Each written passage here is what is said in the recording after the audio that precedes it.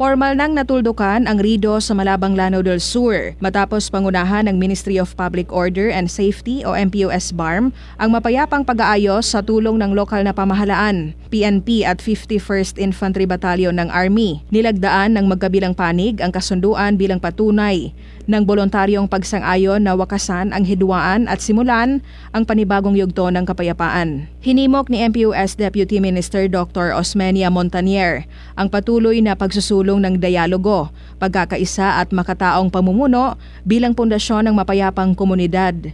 Aniya, ang tagumpay ay resulta ng pagtutulungan at pag-uunawa ng magkabilang panig. Nagpasalamat naman si Mayor Alinader Balindong sa MPOS at sa mga ahensyang tumulong sa mediation at binigyang diin ang kahalagahan ng suporta sa pagpapanatili ng kaayusan at kaligtasan sa bayan. Ang aktibidad ay bahagi ng Alternative Dispute Resolution o ADR program ng MPOS na layong bawasan ang RIDO sa BARM at itaguyod ang mas ligtas at mapayapang rehiyon. Rufa Mocalid, NDBC, Bida Balita.